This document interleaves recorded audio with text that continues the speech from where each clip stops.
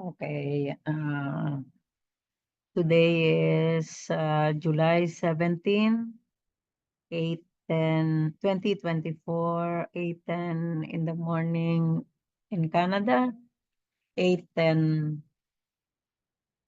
Manila time, 8:10 p.m. Manila time. So magandang gabi muli sa ating lahat. At bago tayo magsimula ng ating marugdog na pag-aaral ng Introduction to Meditation, ay sambitin muna natin ang ikapitong makadiwang pagtuturo sa panalangin ni Nicodemion, isang pakikiugnayan sa sarili nilikha ng huling henyo. Sa pamamagitan ng kalakasan ng aking kamalayan, sa aking katalinuhan at sa aking pangangatwiran, ginagamit ko ng buong lakas ang aking kamalayan, kapantasan, sa aking kakayahan, sa aking pag-ibig at katotohanan. Tanging ang kalakasan ko lamang ang lumaganap sa akin, gayunpaman walang ibang lakas, palagi ang sanang maging mudat ako sa aking sariling mga kaisipan at damdamin, at inilalahad ko at ginagamit ang aking kaalaman, aking karunungan at ang aking kakayahan. At dito ko aakayin ang lahat sa totoong pag-ibig, kalayaan, pagkakaisa at kapayapaan mula sa aking sarili.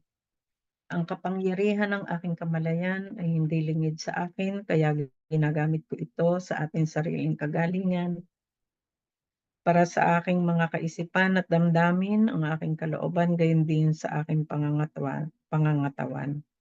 Sa araw-araw ay ilahad sa akin ang paggamit ng lakas ng kamalayan upang ito ay patuloy na gumana sa akin at hayaang akong harapin ang mga bagay na hindi ko pa natututunan, kung saan pinangangalagaan ko ang aking karunungan at ang aking kapantasan. Sa pagmamahal, pagsalat para sa iba, pati na rin sa pag-unawa at katwiran. Sa pamagitan ng kalakasan ng aking kamalayan, kinikilala ko ang aking mga pagkakamali at nalulutas ito at iwasan pang gumawang muli, kaya't walang anupamang mga pagkakamali ang makakahadlang sa aking pag-unlad at pagsulong. Ang kapangyarihan ng aking kamalayan ay kayang kilalanin at iwasan ang mga maling aral, maling paraan ng pag-iisip at mga panganib mula sa pagkakandili sa isang paniniwala, pati na rin ang mapanganib na materyal at mga makamundong bagay. Sa pamagitan ng kalakasan ng aking kamalayan, ako mismo ay may hawak ng aking sariling katalinuhan at pangangatwiran, at sa pamagitan ng buong lakas ng aking kamalayan, sa lahat ng oras ay palagi ang mulat sa aking kapangyarihan, sa aking kakayahan, sa aking kapayapaan at sa karunungan, pati na rin ang aking kapantasan, pag-ibig at pagkakasundo na aking pinanghahawakan. Namumuhay ako sa pag-ibig, namumuhay ako sa kapayapaan, namumuhay ako sa kalayaan, namumuhay ako sa pagkakasundo, namumuhay ako sa kagaanan, namumuhay ako sa kalusugan, at namumuhay ako sa kagalakan. Ako nawa.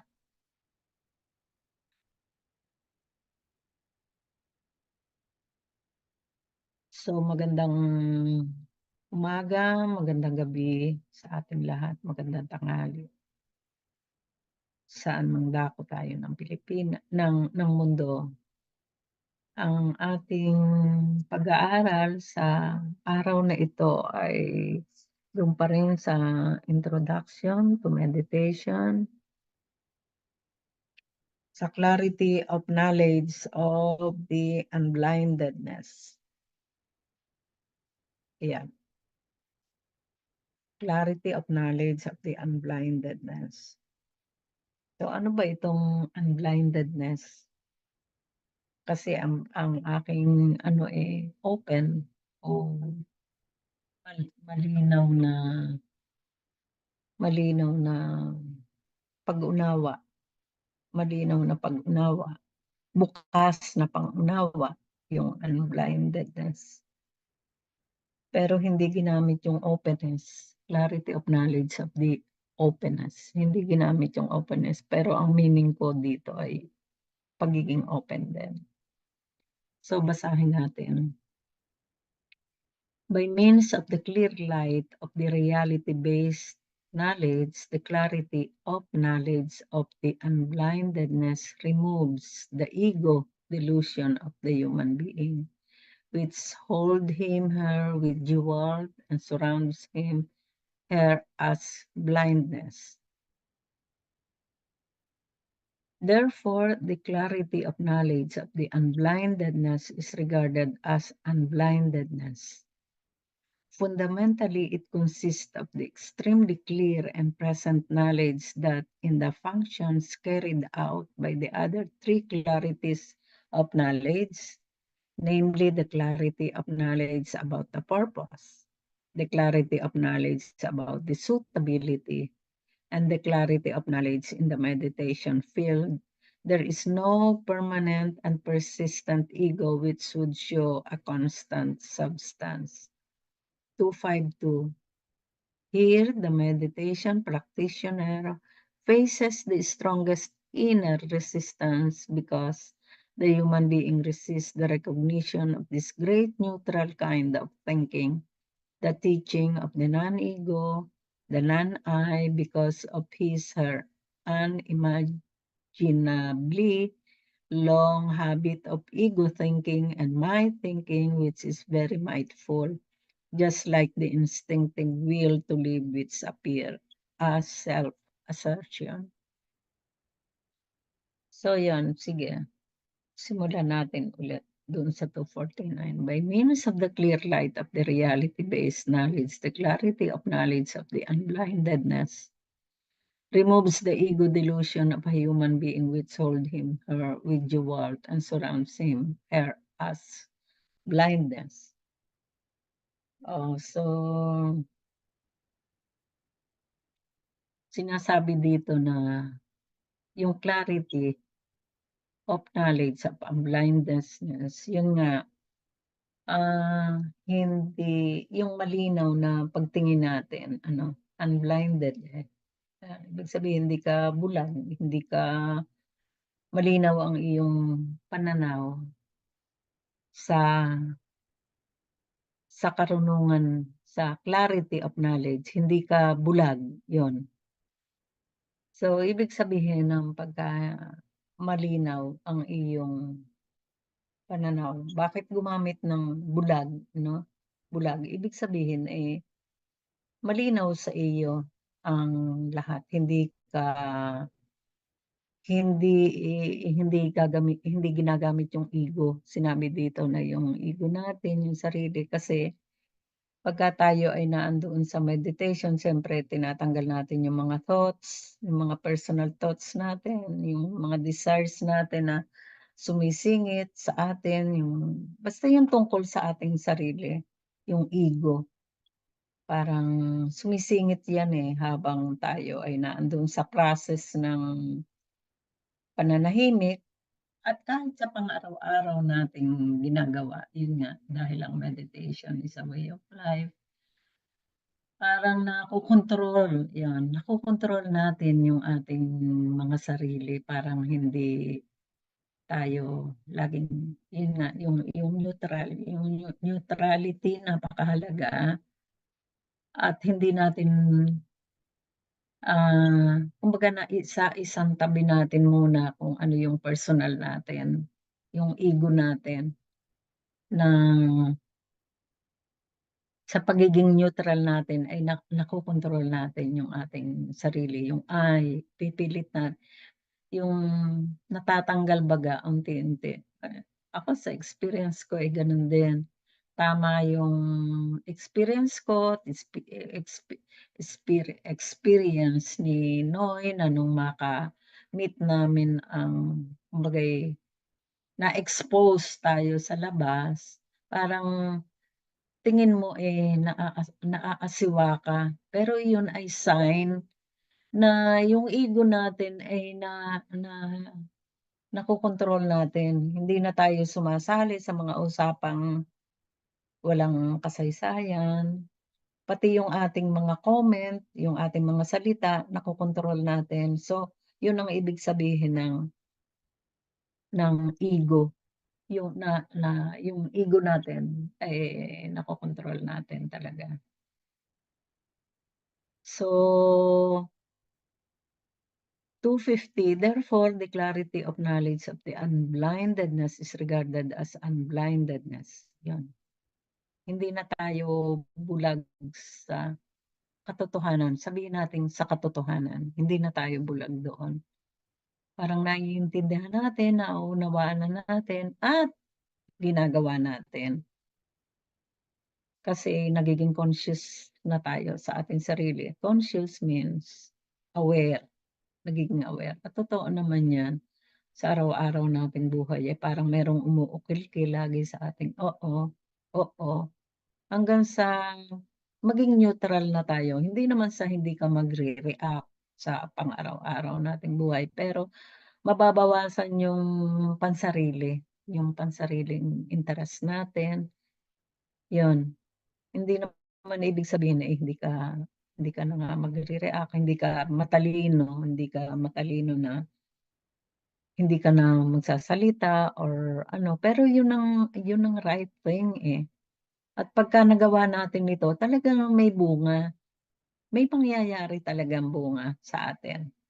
Once na yung ating buhay, eh, ginawa natin na way of life yung meditation, yun ang talagang buhay, eh.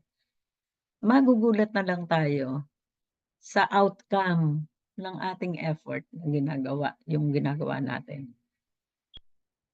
251, fundamentally, it consists of the extremely clear and present knowledge that in the function carried out by the other three clarities of knowledge, namely the clarity of knowledge about the purpose, yun nga, yung ano ba yung ating seal na sinasabi, the clarity of knowledge about the suitability, yung tamang time, tamang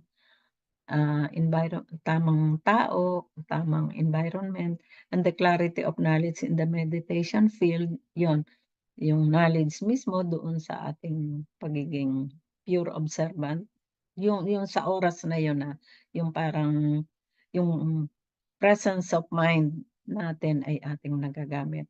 There is no permanent and persistent ego, yon unti-unti na natin na itong egong ito ay nakokontrol natin, which would show a constant substance. So, magkakaroon talaga siya ng changes ng bunga. Magkakaroon talaga, huwag tayong mawawalan ng pag-asa na parang, ano ba ito? Ano ba itong ginagawa ko na ito? Ito ba ay naging hindi ako active sa buhay ko? Dahil neutral, eh, neutral neutral ka lang. Pero sa totoo yung outcome nito ay magugulat tayo sa magiging resulta. 252.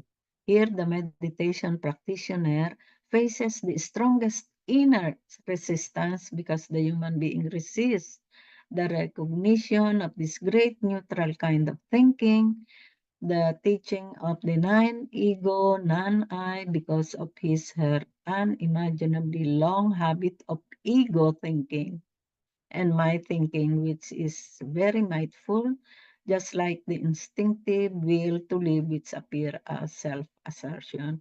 Yun, yun, ang talagang tatahakin natin ay sabihin natin madugo, malupit. Yun sa mga kasabihan ngayon na malupit, madugo dahil um, magiging determined na tayo dun sa parang bagong pamumuhay natin, eh, sa araw-araw. Magiging talagang complete complete na nababago at unti-unting mababago talaga yung ang ating pamumuhay, yan. So, hanggang sa ito ay maging kasi sabi dito ano, imagine long habit of ego thinking kasi yun nga naman yun nga namang ating nakaraang buhay, eh, ah, laging kung ano yung atin 'no, kung ano yung although sa isang banda question din sa akin yun, eh, kung namumuhay ka naman ng tama, ano ba yung kokontrolin mo pa, namumuhay ka na. So, it refers doon sa mga tao talaga na rough ang mga pag-uugali, rough ang mga salita.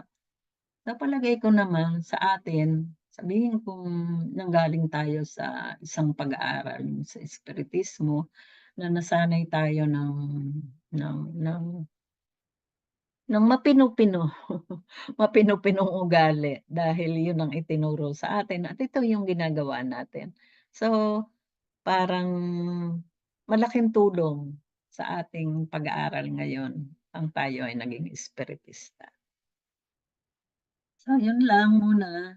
Baka merong gustong mag-share sa inyo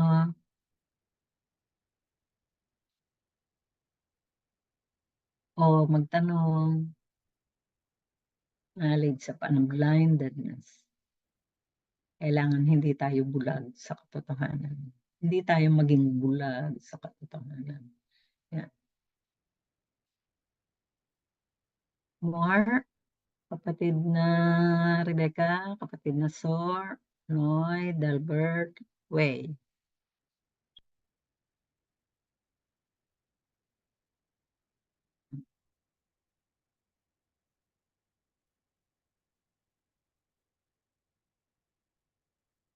Wala? So kung wala, itutuloy natin, no? Tuloy natin ang pagbasa at baka meron pa ditong medyo magigising yung ating ano na magtanong tayo. Parang madali-dali naman yung unahan eh. 253.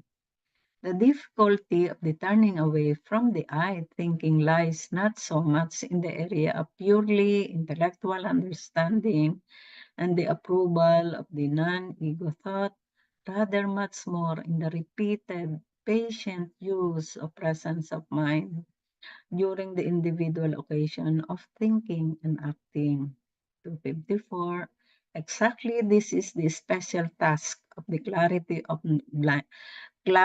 knowledge in unblindedness of the unblinded clarity of knowledge. 255.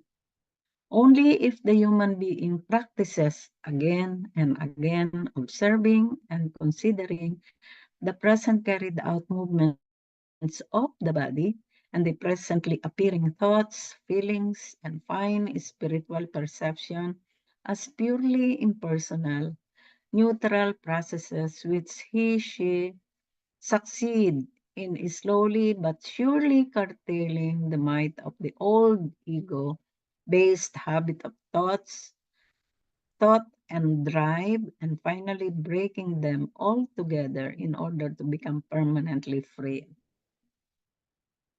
Ayun, ganun pa din yun pa rin ang definition na unti-unti natin pero meron ditong sinabi na ano, meron ditong sinabi na yun, the difficulty of turning away,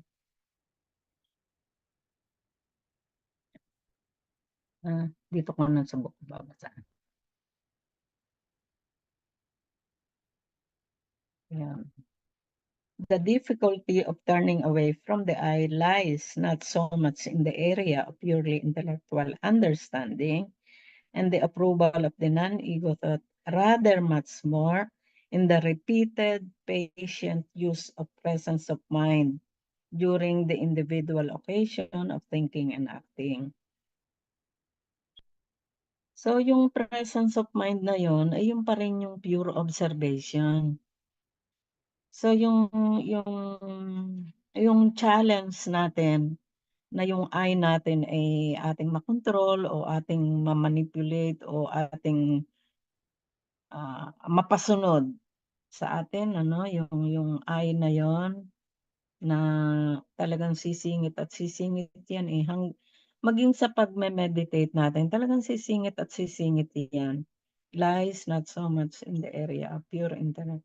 Kahit pa tayo nga nag-aaral, yung purely intellectual understanding ay yung ginagamit nga natin ang libro, naggagamit tayo ng theory, at talagang pinag-aaralan natin and approval of the non-ego thought na parang, no, okey na, ano, talagang nakokontrol mo. Pero hindi pa siya sapat. Ang sabi ko, it's not sapat at mas ang kailangan ay yung paulit-ulit in the repeated patient, yung matiyaga tayo na yung presence of mind during the individual occasion of thinking and acting, yung ating pagsasalita, yung nabibitiwan nating salita at yung galaw natin, yung kilos natin, yung acting, yung action natin ang mahalaga, yung paulit-ulit na meron tayong presence of mind. Presence of mind meaning pure observation yun, eh. Pure observation, walang past, walang future. Kung ano yung nandiyan sa harap mo, dun ka lang mag-focus at bigyan mo ng mahalagang kahulugan yung present na yun. Yung hindi ka mawala, hindi ka walang judgment, walang assessment, walang ano. At doon sa pinag-aralan natin nung isang linggo na yung Might of Thoughts ay parang tutulungan natin talaga na yung tayo ay yung might of thoughts natin ay, ah, maging maging malakas siya sa oras na yung laging malakas ang ating mga pag-iisip ay hindi baga tayo yung presence of mind hindi made-delay. Kumbaga hindi natin kumbaga at an instant ay active ang ating isip, active ang ating thoughts, active ang ating ano, wala tayong nakaligtaan, 'yun. Pati decision making talagang 'yan ay mabilis din tayo de-decide on that moment na yung decision na 'yun ay 'yun ang tama, 'yun ang tamang decision. So kung mati-train natin ito, yung sinasabing repeated patient use of the presence of mind during the individual ang thinking, yun ang mas mahalaga. Plus, sinabi dito na plus yung ating intellect na nag-aaral tayo ng mga proseso, mga step by step kung paano natin ito makakamit, lahat ng ito. So, yun. 255, only if the human being practices again and again, observing and considering the presently carried out movement of the body and the presently appearing thoughts, feelings, find spiritual perception as purely impersonal, neutral processes, will she succeed in slowly but surely curtailing the might of the old ego-based habit of thoughts and drive, and finally breaking them all together in order to become permanent, free of them. Hanggang sa tuluyan na tayong nagiging automatic na yung ating pag-iisip, automatic na rin yung ating mga tamang galaw sa ating buhay. Madali na siya. Kahit pagaano ang dumating sa atin, ang mga struggles, mga challenges sa ating buhay, ay kung mati-train lang natin ang ating mga pag-iisip, yung action daw, oo, ay madali na. We are on the right path ng meditation, 'yan.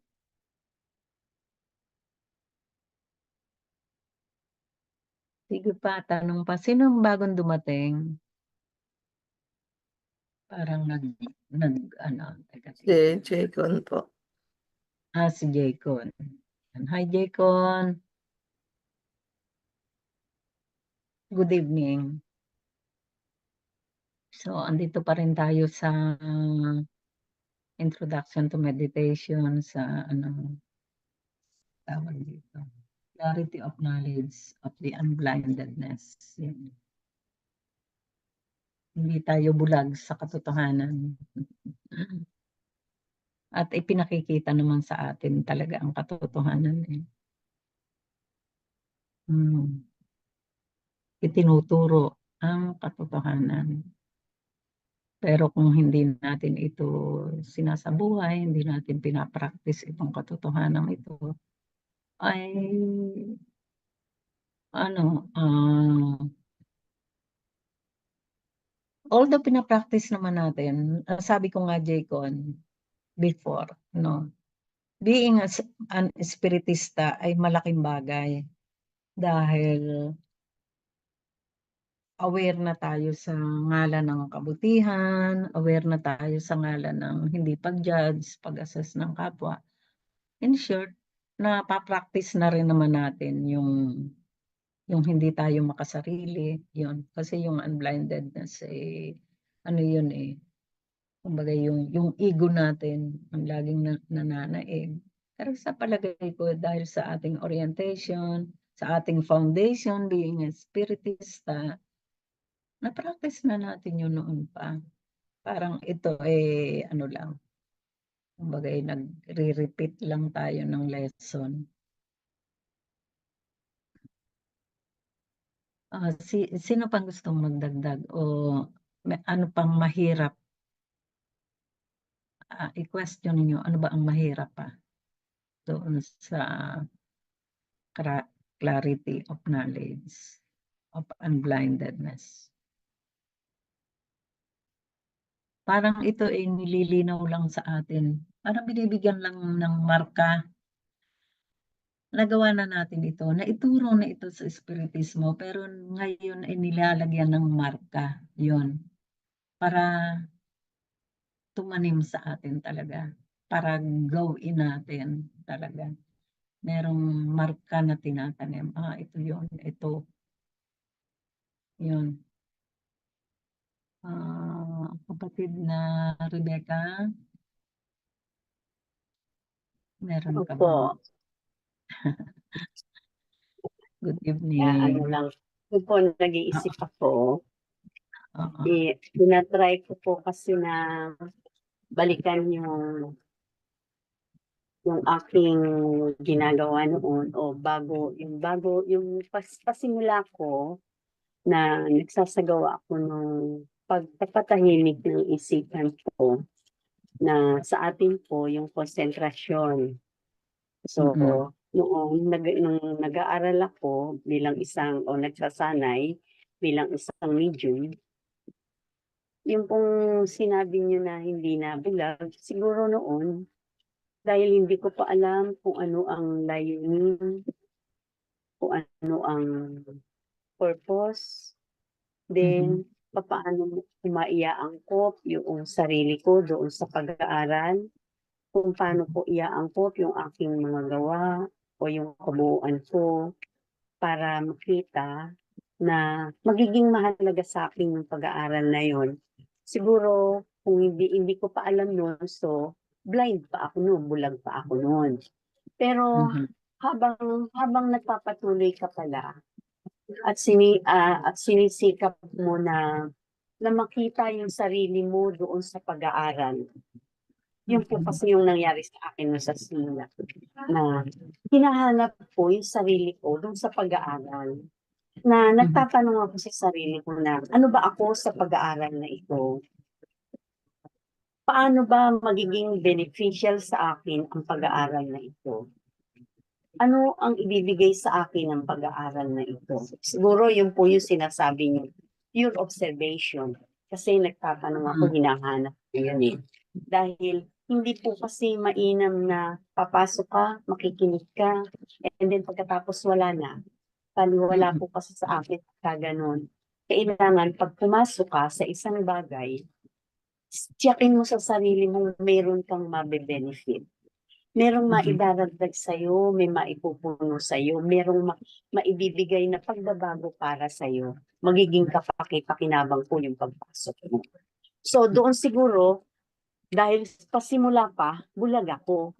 Pero habang ang nagpapatuloy yung pag-aaral mo, pagdalo mo sa mga sentro, then pinipilit mo na o sinisikap mo na na yung isip mo sa bawat sa abot-sabi, sa mensahe, sa mga nagsasalita. Ang lahat ng mga naririnig mo ibinibigay ko sa sarili ko. Ano ako sa mensahe na yun?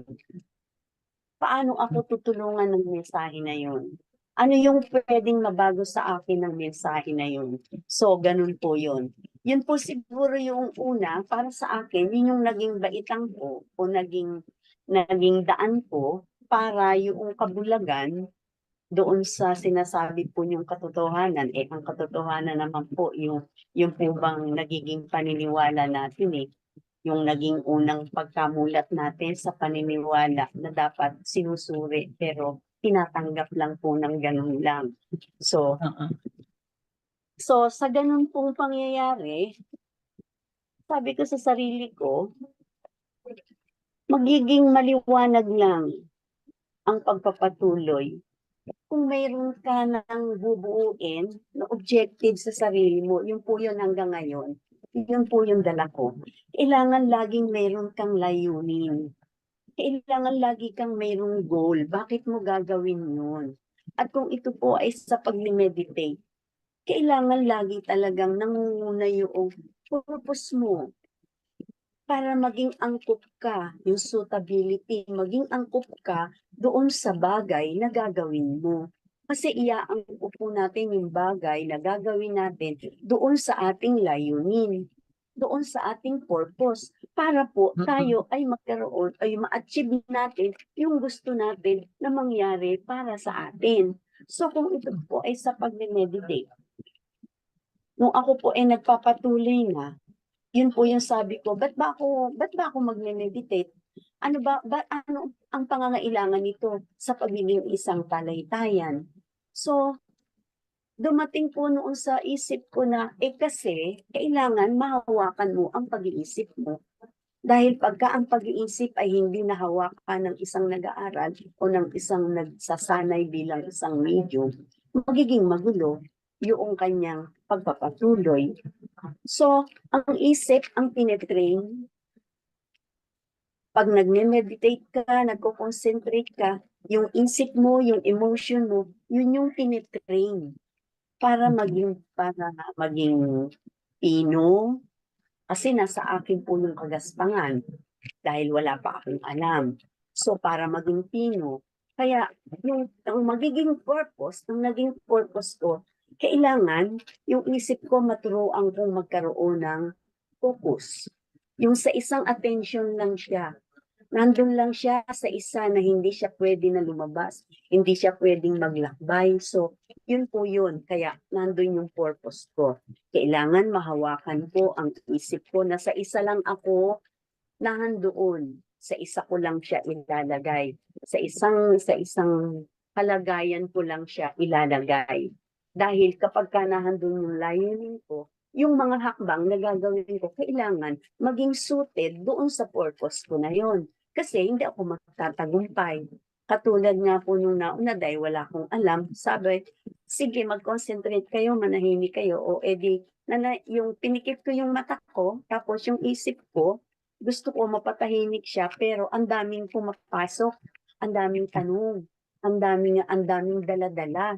Hindi po ako nagtagumpay doon. Nung matapos, walang pong nangyari, pagod na pagod ako, parang hirap na hirap ako. So, yun po yung, kasi sabi nga, hindi pa, bulag pa ako yun. Pero kapag ka pala natutuhan mo na kung ano ang dapat mong maging layunin, yung purpose mo, and then kailangan magiging suited o yung angkop, yung mga gagawin mo, kahit sa pang-araw-araw na buhay, iaangkop mo dahil ang purpose mo ay ikaw ay maging malinis o ikaw ay maging pino, hindi magaspang yung ugali. So, tinetrain yun. So, yun po yung suitability na kailangan maiangkop at doon po sa meditation field, kapag ka po sa araw-araw ginagawa yun, pag nandun ka na sa pag-meditate, yun po yung talagang naranasan ko, napakagaan po. Ang gaan-gaan kasi araw-araw tinetrain mo yung sarili mo mula sa pag-iisip mo, hinahawakan ko yung aking kung ano yung wag akong makasalita ng hindi maganda, hinahawakan ko yung emotion ko na kung merong nakagagalit, hawakan ko yung emotion ko, wag akong magalit. Sa sarili ko na lang akong magalit. Pero wag bumuka yung bibig ko na makasasakit ako ng damdamin. So, Sa paggawa ko po ng gano'n, doon sa aktong meditation na, concentration na dahil nagsasanay na, napakagaan po pala. Magaan mo na ngayong madadala yung isip mo kung saan mo siya gustong dalhin. At Mhm, ang akin pong ginawa noon, yun po yung sinabi ko na kailangan ako ay makakalag ako sa tali noong nitong aking materya.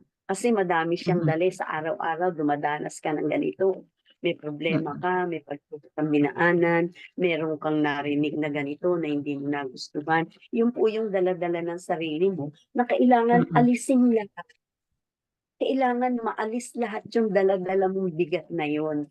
Kapagka ikaw ay magme-meditate o magko-concentrate kasi 'pag hindi mo inalis, mahihirapan ka po. Nandun po yung difficulty. Kasi hindi nagiging klaro sa'yo yung daan o yung landas na dadaanan mo habang nagme-meditate ka. Pero kapagka po natutuhan natin na alisin lahat yun, magkalag tayo sa tali, sabi nga sa atin sa sentro, kalagan niyo ang inyong sarili sa tali ng kalupaan. Yun po yung mm, dinala ng damdamin natin, isang araw, sumunod na araw, yun po yung mga hinarap natin sa buhay. Yun yung aalisin pag nagme-meditate na. Hindi po tayo magdidetach sa life kasi hindi natin magagawa yun. Pero sa sandali po, sa akto, doon sa mismong meditation field, kailangan talaga nagkakalag po tayo ng sarili natin. Yung isip mhm, natin, aalisan natin ng bigat. Yung emotion natin, damdamin natin, aalisan natin ng bigat.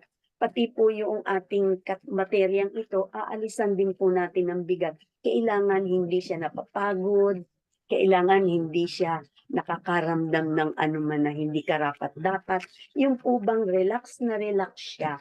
So, yun po yung clarity ng unblindedness kasi yun po yung mm, nakita ko na siyang nakakapit sa akin na nagsasagawa ako noon pero ang dami kong bitbit sa sarili ko. Yung lahat ng bigat na dinanas ko, dala-dala ko. Hindi ka po makapagpapatuloy. So, yun po yung habang nakikinig ako sa pagbasa nyo, yun po yung aking iniuugnay, binalikan ko, at ito po yung sinasabi ko at ibinibigay ko sa inyo ngayon na kung yun po ay tumutugon doon sa ating pag-aaral, natutuwa po ako kasi ngayon naiintindihan ko na po, naunawaan ko, dahil nung ginagawa ko yun, walang paliwanag. Hindi ko yun naiintindihan, pero ginagawa ko siya. Dahil sa mm. sarili ko, yun po yung alam ko na makatutulong para sa akin. So, yun lamang po. Maraming salamat po. Hmm, salamat din kapatid. Tamang-tama ang iyong paliwanag. Hindi ka lumihis ni kaunti man tungkol doon sa clarity of knowledge and, unblindedness. Totoo naman. So, tanggapin natin nga ang ating sarili na tayo ay naging bulag noon, hindi ibig sabihin ay walang alam. Dahil hindi natin masasabing nung tayo maging espiritista ay wala tayong alam. Meron, kaya lang hindi malinaw, hindi hindi nahahasa. Itong ating pag-aaral ngayon, hinahasa pa. May talas na tayo noon, pero ngayon hinahasa pa. Pinapatalas pa natin ang lahat-lahat, ang ating kamalayan, ang ating pag-iisip, ang ating mga kilos, ay pinapatalas pa natin dahil ito yung batas, yung batas ng evolution na kailangan ay hindi tayo humangga na hanggang dun lang. So, ang trato ko sa pagiging espiritista ay humangga tayo na ganun lang. Parang sa araw-araw, bawat sesyon, bawat misyon, ganun ng ganun. Parang nagkaroon ng butas ngayon. Kung anong meron tayong kakayanan noon ay nagkaroon ng butas. Kumbaga'y napalaya natin at nakita natin ang daan ng lalong pagpapalawak ng ating kaalaman, ng ating kamalayan. Hindi lang ng isip, hindi lang yung natatanggap ng ating mga kaisipan sa oras ng ating pag-aaral. Kung hindi talagang nagkaroon ng ano, lumaya, 'yon, nagkaroon ng freedom tayo. Lumaya ang ating kabutihan, 'no? Sasabihin kong kabutihan, hindi naman tayo no'n nga mag-aral tayo kapatid na Rebecca nung Sunday sabi nila, pinanganak daw na makasalanan ang tao. Parang hindi ko kayang tanggapin na yung salitang kasalanan. Mangmang, yes, mangmang, mangmang tayo, hindi pa alam. Bulag pa, yon. Puwede nating pang sabihin yun, pero yung salitang tayo ay makasalanan, hindi kahit noon pa hindi ko yan tanggap, mga kapatid. Hindi ko yan tinatanggap nung panahon nung Spiritism 101. So, sino pa? Baka meron kang maisi-share, Jaycon. Owey, Osor, Noy, Oo, tita. Delbert, oo, sige. I-share ko lang nung panahon ko na ako ay pangulo sa sentro. Sang-ayon ako sa iba sinalaysay ni San si Rebecca na para yung sinasabi niya kanina parang dinaanan ko yon. Kasi magkaiba ang sabihin na natin medium at ang isang opisyal o pangulo ng sentro. Ito ay base lang sa ating experience. Alam natin na may kahirapan ang isang leader o pangulo ng isang sentro kasi marami kang hinahawakan, marami kang hindi, panganguting kabataan, at sa mga katandaan. Kung 5 ang ugali nila, kailangan ang pangulo 5 din ang ugali nila. Ibig sabihin, kailangan mong balansin silang lahat na although dinanas ko yon. Yon sa pamamagitan ng ng pananahimik o yung meditasyon. At ngayon, pilit kong binabalikan yung gawain ko noon. Tama nga sang-ayon ako kay San si Rebecca na dapat talaga na may aalisin ka na parati yung narinig sa akin, pag may inalis ka, may darating. Kasi danas ko yun eh. Nung may inalis ako, may dumating. Kasi ang ego o tinasabing nating pride, mahirap kasing alisin sa pagkatao ng isang tao yan eh. Mhm, Lalong-lalo na sa mga tao na wala pang kaalaman tulad na sa pag-aaral natin dito. Tama nga si Rebecca, noon sabi niya ginagawa ko, pero ngayon sa pagbabasa natin, parang dito nagbigyan ng paliwanag oo, sa mga sa bili material. mm, Noon mm, ginagawa ko pero parang kulang ang paliwanag. mhm, Ngayon may paliwanag na. Kasi noon bilang pangulo noon, sabi mo nga may kahirapan kasi. Tita, alam mo yan, oo, may kahirapan. Kailangan mo talaga ng ano diyan. Kala ko noon, ano lang yung easy lang. Hindi pala. mhm, Kailangan mo talaga ng pananahimik at meditasyon. Kasi noon, mm, linggo ang aming pagsisentro, Sabado o Biyernes pa lang hinahanda ko na ang sarili ko. Kasi may purpose ako, may layunin ako eh. Kasi noon, sa amin, wala kaming tema, wala kaming topic. Kasi kung ano lang ang abot sabi, yun lang ang paliliwanag namin. Kung meron ka, pwede. Yun ang aking parang pinopokus ko. Ang aking kaisipan, pinopokus ko dun. Yun lang.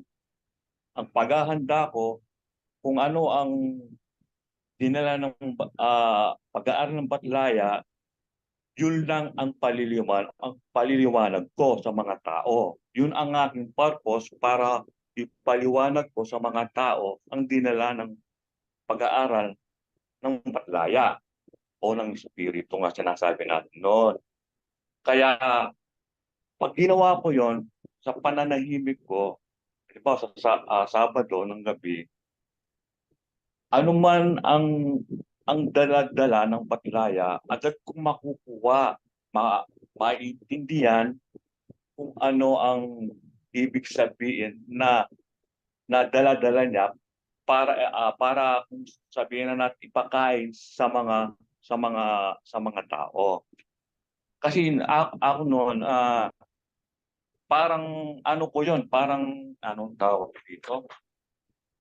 Kailangan kong gawin para bang katungkulan ko yon na ipaliwanag sa kanila kasi ang lahat kasi alos ng mag-aaral noon hindi nila naiintindihan kasi bilang pangulo nag-obserba kayo eh. Pagkatapos ng pulong nakikinig kayo eh na hindi nila alam ano kasi sabi ni halimbawa ano kasi sabi ni Kakang Herda, ano kasi sabi ni ganon ganon, hindi nila naiintindihan. Kaya nga ang layunin ko para ipaliwanag sa pamamagitan ng meditasyon.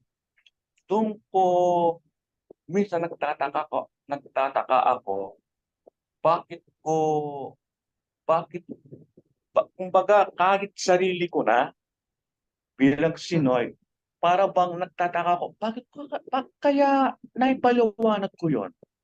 Kung akong susuyin, parang malalim sa pagpapaliwanag ko. Kasi pag ako ay nagteksto o nagsalita, talagang may anong tawag doon? May feelings. Talagang May dating. yung attention mo, makukuha ko yung attention mo eh. Oo.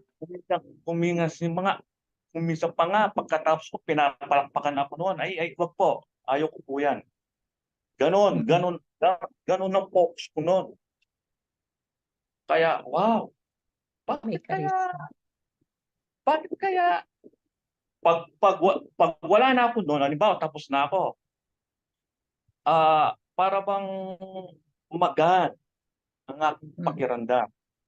Lalong-lalo na siguro sa mga sa mga ewan ko lang sa iba, sa kalagitnaan ng aking pagsasalita sa harap ng tao, para bang wala ako sa sarili ko, para bang nagsasalita lang ako, pumupumpas ang kamay ko, para ba akong sabihin na natin robot? Yun, parang gano'n. Para bang akong lumilipad sa hangin pag nagsasalita ako. At isa pa, naramdaman ko parang hindi ako, yung paa ko parang hindi siya nakaapak sa flooring. Parang ganon. Ang sarap ng pakiramdam. Pag naalis mo yon, yung ego, yung lahat, yung magagaspang, para bang ang sarap ng feelings, lalo pag tapos ka na. Kumbaga para bang kung nagsasalita ako, parang hindi Sinoy. Parang ganon. Pero nung pagtapos na ako, ito na Sinoy, nandito na siya. Ewan ko kung ano ang explanation, pero masarap ang pakiramdam. Para bang may naalis sa pagkatao mo na maganda. Yun lang yun lang na experience ko na alam ko andito pa sa akin no. Nandito pa sa akin ano ko lang siguro, magsumikap lang ako, andito pa, ramdam na ramdam ko. At saka ano, yung, yung pag-aaral natin dito, para bang, para bang, alam ko na Alam to, mo na, para bang oo, itinutuloy ko lang.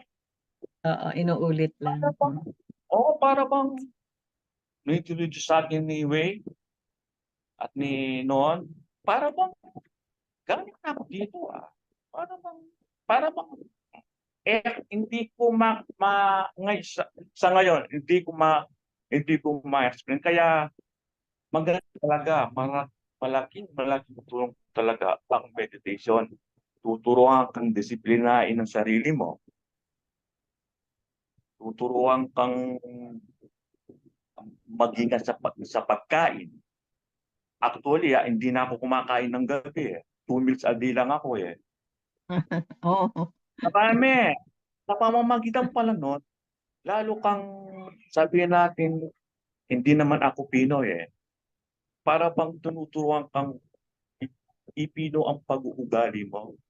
Yung mga salitang hindi na dapat, parang kusa nang naaalis sa sarili mo. At saka para bang inihiwalay ka, para bang may magnet na humihiwalay na, oops, hindi ka na dyan, dito ka lang. Parang ewan ko ba, sana may siguro mag-explain sa atin kung ano yon. Pasensya na po. Dito muna po. Hanggang dito na lang po. Mamaya kung meron pa. Okay, mm. salamat po. Sige, thank you din. Thank you, Noy. Yung kinukwento mo na yan, naranasan ko din yan. Yan, pareho tayo ng ano, dahil nga tayo ay nangungulo, parang meron tayong responsibilidad sa napakaraming tao, yung mga miyembro mo, and then ako nga ay tumaas pa ang pwesto, so nadagdagan ang responsibilidad, gano'n. Parang ang laki ng ano, and then gano'n din ang aking pakiramdam. Siguro yun ay part ng ating evolution, yung pagka tayo nagsasalita talagang nakikinig, nakikinig sila. Ramdam ko yun, na yung aking sinasabi parang nadidinig ko yung salita ko. And then 'pag ako ay speaker, talagang ako'y nagre-review diyan, nagpupuyat ako, nagre-research. Hindi yan lumalabas sa aking pagse-share doon sa plataporma. Iba ang aking nasasabi na mas maganda kaysa doon sa prinepare ko, na ako nga ay nagugulat, saan ba galing ito? Nagugulat na lang ako. Sa gabi pa naman ay nagre-review kami nina JC noon, nina Alito, oo, tinatanong ko sila, "Ano ba yung ganito, gano'n sa aking topic?" And then nagsa-suggest sila sa akin, and then pagkatapos ko magsalita ay sabi nila sa akin, "Abay tita, Ate Helen, hindi naman 'yan ang pinag-aralan natin kagabi, sasabihin nila. "Hindi 'yan, saan mo ba nakuha yung sinabi mo?" Ayun, kaya para sa akin ang mediumship ay hindi lang dun sa nagta-trance, palagay ko.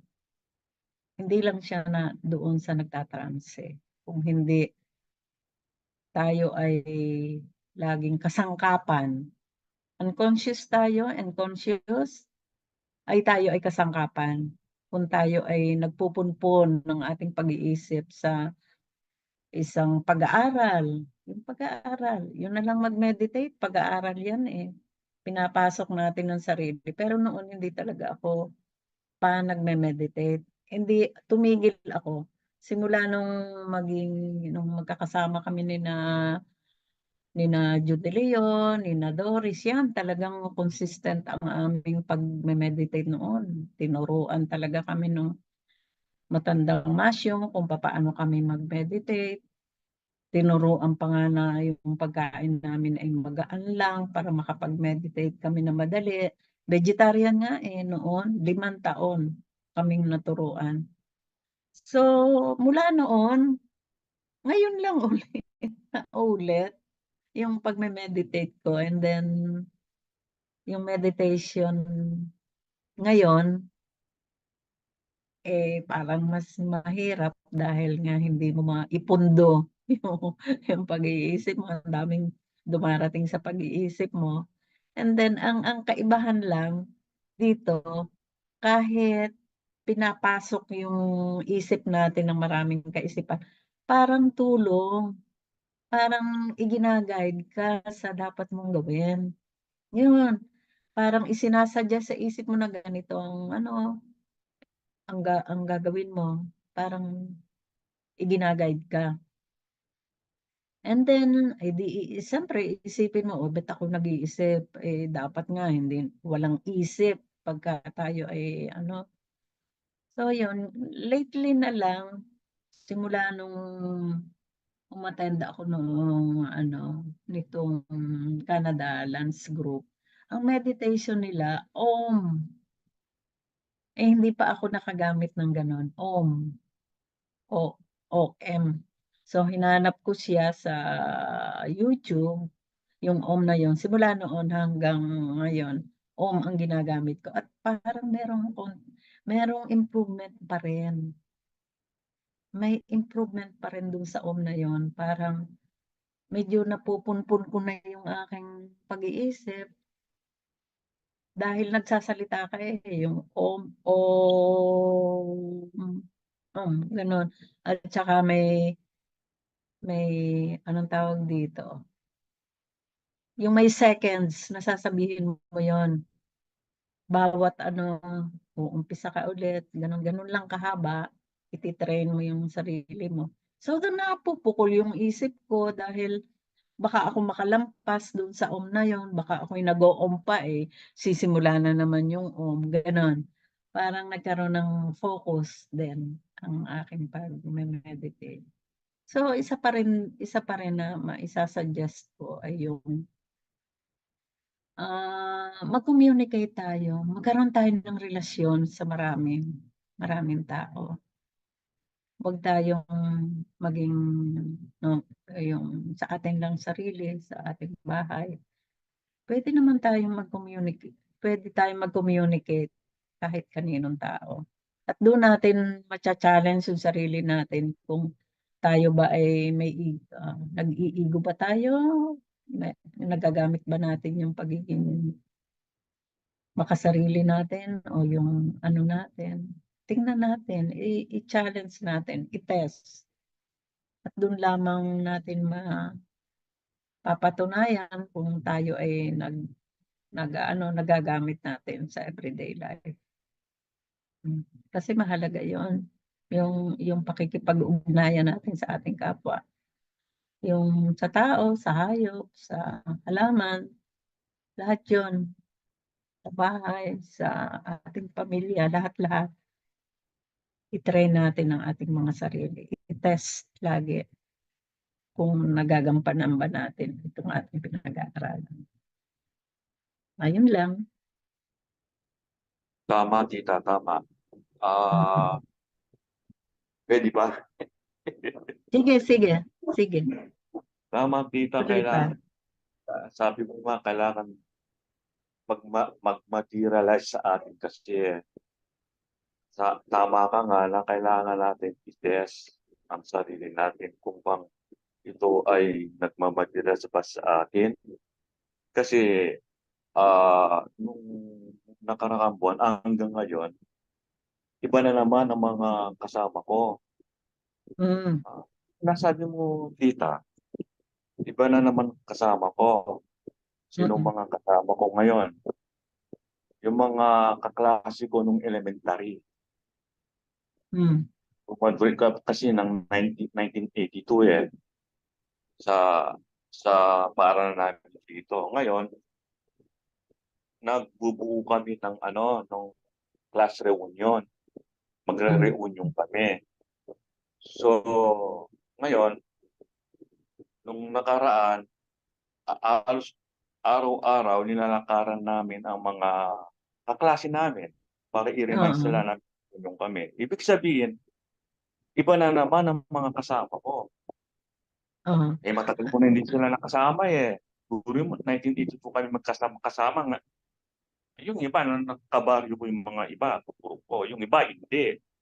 Nung kami nung nakaraan lang kami nagkikita-kita. Yung 1982, 2024 na ngayon, ngayon kami nagkita-kita. O ngayon, Mm. tama ka tita na mai-te-test mo, masusubukan mo ang sarili mo na magmamaterials ba sa akin ito? At Mm. doon nakita ko na ah, parang may naiba sa sarili ko na doon kasi mahiyain ako noon eh. Nung Mm. ako bata eh. Ano nga, binubuli pa nga ako noon eh. Nung first honor namin, valedictorian, binubuli ako noon eh. Hindi lang ako umiimik. Hindi kumikipot, talagang tahimik, mahiyain. Pero pag lumiki ka na pala at nag-aaral sa mga katulad nito, sa creation, sa creation, mag-iiba na para bang sa Confident. akin lang. Oo, oo. Sa akin lang, totoo ba 'to? Masubukan nga. Parang gano'n. Ngayon, dahil nga iba-ibang pag-uugali ng mga tao, iba ngayon eh, iba yung kasama ko iba yung mga kasama ko ngayon eh. Tulad nga sa Mm. linggo, may meeting na naman kami, mga kaklase ko nung elementary. Magmi-meeting na naman kami. Siguradong medyo marami kami. Iba na naman pag-uugali na makikita mo doon na noon tahimik ako, ngayon hindi. Mm. Hindi. May nagkukuwentuhan ako sa kanila na may konting, anong tawag dito, control sa Mm. sarili. Hindi mo Mm. naman mai-she-share ito, eh, sa atin dito sa generation Mm. natin. Hindi Oo. puwede, hindi puwede. Hindi puwede. Kumbaga Hmm. babagay ka ayon sa kanilang alam. Kumbaga Mhm. papakay ka lang sa kagustuhan nila. Hindi naman puwedeng sabihin, "Uy, mga mate, dito tayo, pag-usapan natin ang traditional teaching." Lalay sa Hmm. mga yun. Kaya yun, yung isang natutunan ko na babagayan lang sila ayon sa Mm. kanilang nauunawaan. Yeah. Yun yung, nakita ko na siguro nga, hindi nga, eh, dapat nga siguro, ah, yung ibang tao kailangan mo siguro din na makasalamuha tulad ngayon, iba na naman nakasalamuha ako ngayon. Maganda, Mm. mapapatunayan mo sa sarili mo na may control ka na, may disiplina ka na, hindi na masyadong mainit ang ulo mo, gano'n. Para bang gano'n ang nakikita ko sa sarili ko na masiyahin. 'Yun, na laging may positibong pananaw sa Mhm. sa sa sa sarili ko. Tulad kanina po, nag-message sa akin yung president namin ng elementary, eh, sinasama ako bukas kaso hindi ako puwede dahil dadalaw kami sa isang pinsan ko na naoperahan sa ulo, na may bukol sa Mm. ulo. May lakad kami, eh. Iba na naman 'yun, ibang Mm. tao na naman 'yun, pinsan ko na naman, Mm. 'di ba? Mm. Kaya nga sang-ayon ako tita sa mga kailangan siguro, ewan ko kung nasa libro na sinulat ni Billy Meyer yan na kailangan, ah, makibagay tayo sa mga iba't ibang tao, ano man yan. Salamat po. Mm. Oo. 'Yan, thank you. Gano'n talaga yung buhay natin. Iba-iba at saka yung the mere fact na hindi na tayo nakikisali, nakikipag-argue, ipipilit yung ating alam, pipilit yung ating faith. Sa amin sa sentro gano'n. wala, hindi natin kailangan yung mga gano'n basta kung ano lang yung kilos mo, yung kung paano ka magsalita, may modesty, may respeto, oo, sapat na yun. May question po ako. Oo, sige. Nabanggit niyo kanina na may mention kayo ng ohms, Oo, yung ohms na 'yan. Alin ang oo, mas effective na starting ng meditation? Kasi dun sa last Saturday nang nagpapaliwanag si Renz tungkol sa fluidal energy, mm, ang topic doon is, except for, sa meditations. So, ang sabi mm, doon kinakailangan ay yung taimtim na pananahimik. mm, So, kung nag-o-ohms tayo, hindi pananahimik na tahimik yung ano natin nun dahil unang-una nakakapag-mention ka ng ano, kailangan repeatedly mo salita, sasabihin. So, yung mm, conscious mo parang alam mo na dapat, mag-o-ohms ka ng mag-o-ohms instead of na mm, mag-start ka sa bilang tahimik ka ng tahimik para maka-deep mhm. inside ka, parang gano'n. Alin ba ang mas ano, katanggap-tanggap sa dalawang pag-aaral ng meditation? Saying ohms o yung mag-start ka ng mag-focus sa isang yung bang 'di ba merong una sinasabi observation, blah, blah, blah. So, alin ang mas, ano sa dalawa? Sa akin, sa experience ko ewan ko sa iba, para sa akin parang napigilan ko yung mga foreign thoughts, yung dumadating sa aking mga isip kasi naka-focus ako dun sa OMS, eh. Kailangan kasi 'pag nadinig mo yung tape ng OMS, kailangan di ka maiwan. Parang merong timing, 'yon, may timing ng pagsasabi ng OMS, kailan mo sasabihin yung O, yung M, yung U, tapos M ulit, OM, gano'n. Tapos 'pag ini-start mo yun gawin, baka ka maiwan kasi uumpisa na naman yung OM, kaya kailangan yung timing, yung rhythm, nakasabay ka, 'yon. Naka-timing ka. So, habang ginagawa mo yon, walang papasok na ibang sa isip mo kaysa yung nakatahimik ka lang na gano'n. Talagang ang daming papasok 'yan, ang daming papasok na okey naman din, 'di ba, sabi naman Pero sa hindi nare-release ang conscious mo kasi conscious ka na banggitin mo ng banggitin yung words, 'di ba? Oo, oo. Pero may power kasi yung OMS, eh. Ang meaning ng OMS ay yung parang Big Bang, yung creation ng ating universe. Yun ang meaning noon, eh. Kasi Kaya iniisip ko 'pag kasi sinabi kaya kong the oo, meaning ng unblindness is talagang as in sinasarado mo kasi oo, oo, sasaraduhan mo talaga yung personality mo, yung I mo, yung ego, yun.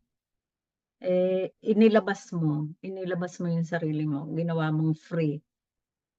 So, sumunod ka sa isang kumbaga, sa isang salita na may may power yung salitang yun, eh. Kasi ipinaliwanag yun doon sa meeting sa Canada Lands Group ng meaning ng OMS. Parang yung Big Bang yung doon nagsimula ang ating universe, yung Big Bang na yun, yun. Para sa akin nakatulong sa akin sa pagme-meditate ko. Although, nagta-try naman tayo at hindi naman tayo mag-e-expect ng mabilis na result. Kung hindi training naman lahat yan, eh, practice sa araw-araw, again and again, yun yung sinasabi dito, again and again. So yun, 'pag napakinggan ninyo yun sa YouTube, yung marami kasing OMS doon. Ang piliin ninyo yung isa, Meron akong napili. Sige, ano ko, i ise-send ko yung kung ano yung pina-practice ko. Yun ang napili ko sa lahat kasi marami siya, eh.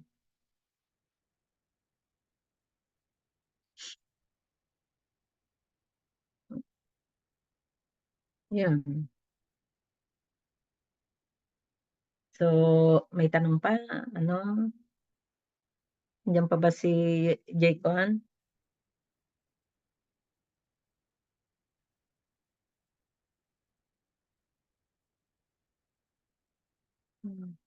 Yan, Jaycon, nakita kita. Anong ano mo, maisi-share mo sa ating topic today? Mahalaga yan sa'yo kasi ang dami mo nakakausap sa araw-araw, may business ka.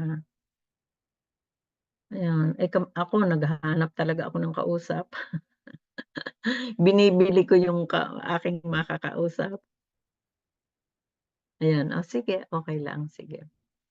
So, yung interaction natin sa kapwa ay it's a type of meditation din. Testing and, challenging sa ating mga sarili. Huwag tayong mabo-bored kung halimbawa at, ah, yung ating pamumuhay, eh, wag natin siyang gawing boring, yun. Tita, meron po ako ipapakita, isi-share. Sabihin niyo lang po Sige, kung yun. sige, sige.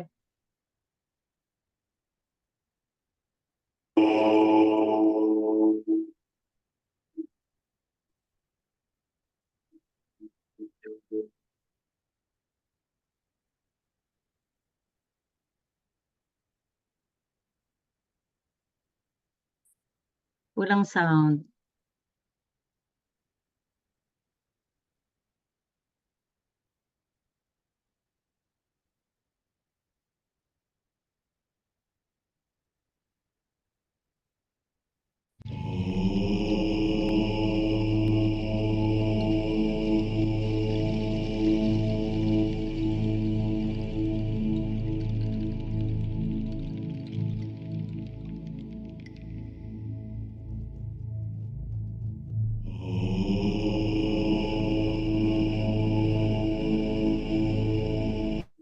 Yun po ba yun? Yun nga, oo. At isang nati-trend dito ay yung ating hinga. Kasi mahaba siya, eh. Ay yung ipo-prolong mo yung hinga mo bago ka mag-umpisa uli sa susunod. Yun, yun pa rin ang kagandahan, yung hininga, yung ating paghinga. Para hindi tayo kung meron tayong sakit na yun, madali tayong hapuin or ano, yun, magaling na gamot itong meditation na Kasi ako hinahabol nung umpisa, parang parang hinahabol ko yung hininga ko kasi masyadong mahaba. Mahaba yung sa dulo, eh, kailangan, eh, kumbaga inhale, exhale yan, eh, inhale, exhale. Eh, parang hindi pa ako handang mag-exhale, eh, ano,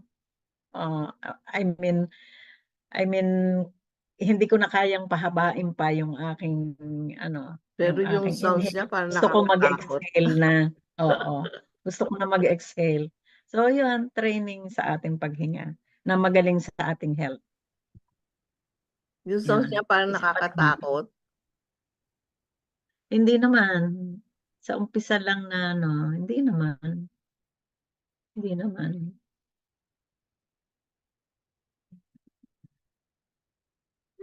Kasi, isipin lang natin na ang meaning ng Om ay Big Bang, 'yan. Yung talagang pag-create ng universe, kasama ka do'n. Ayun, sige tuloy na tayo kung wala ng ano, Delbert, Delbert,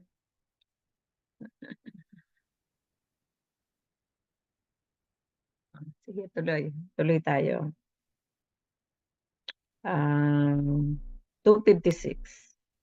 The clarity of knowledge of the unblindedness fulfills a further quite particular function which is of the greatest importance for the consciousness evolution. Yun. Yun nga, yung consciousness evolution natin. Kasi nga yung pagtatanggal natin nung ating ego, ay malaking bagay yun talaga sa consciousness evolution natin. With the first three kinds of clarity of knowledge, one leaves the relative safety and freedom and independence of the pure observation and returns to the world for the purpose and therewith to the world of thinking and acting directed at a zeal.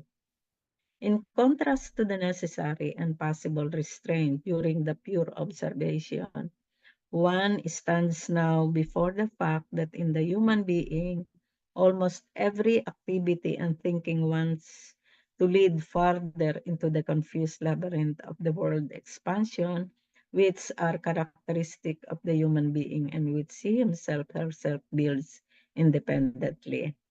259.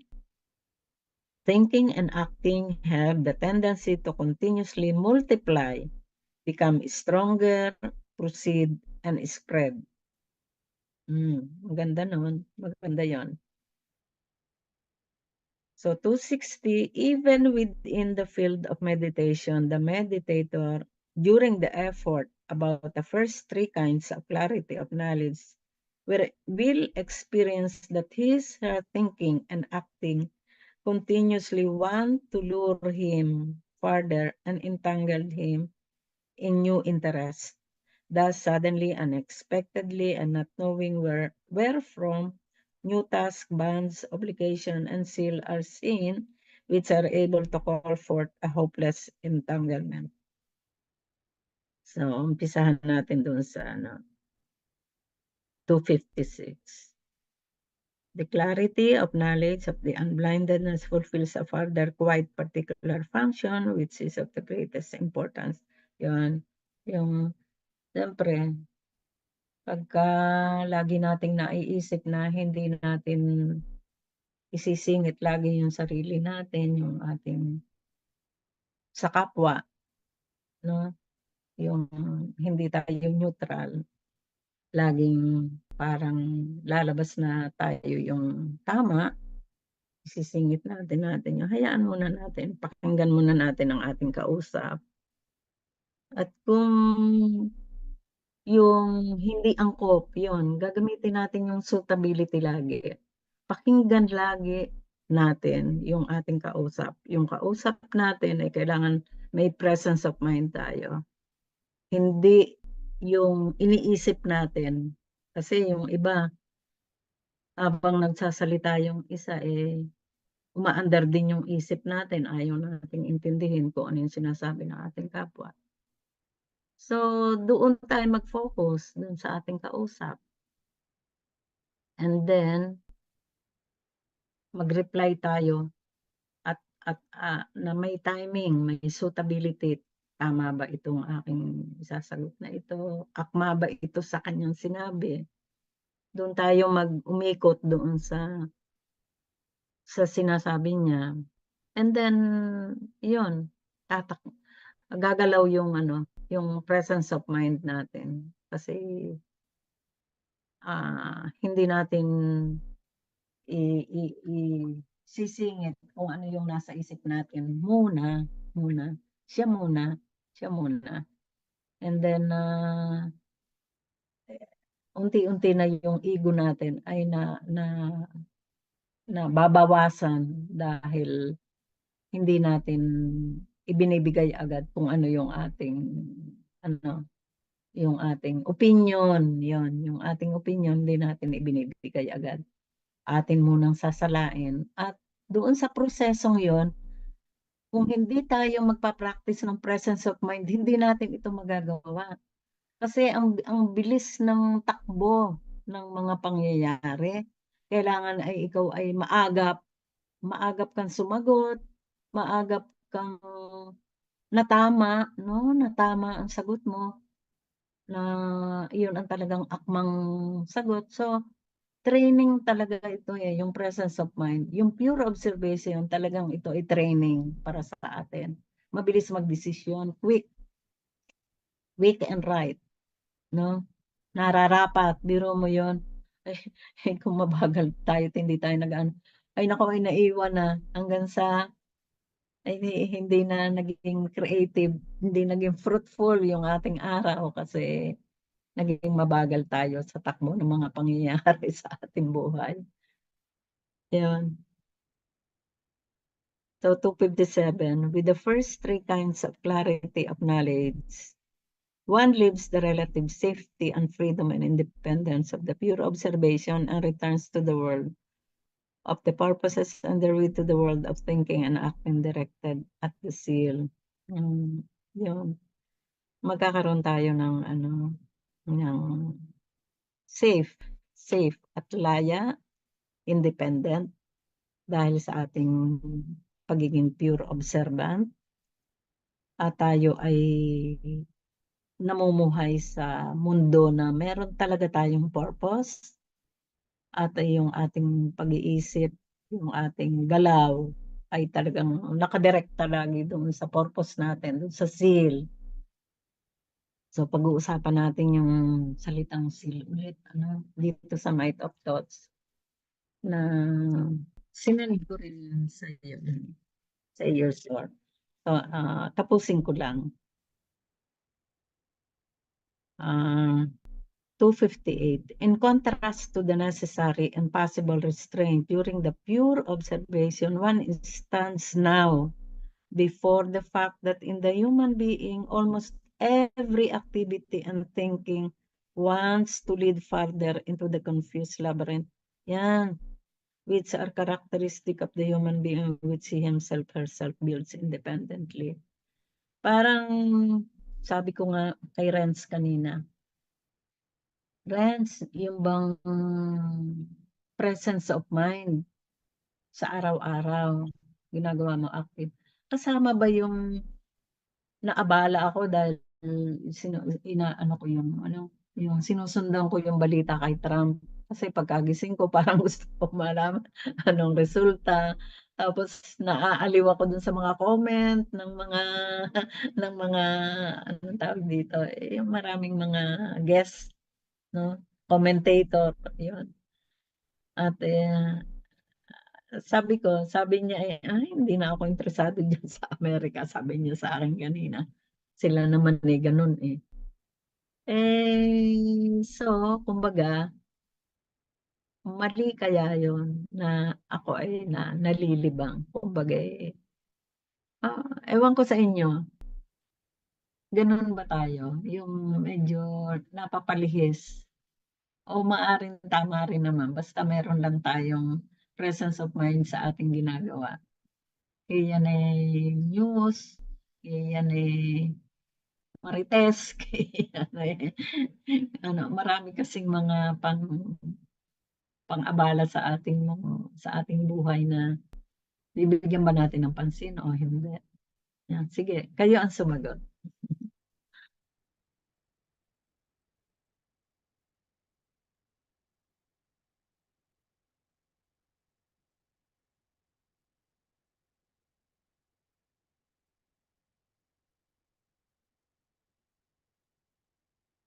Delbert,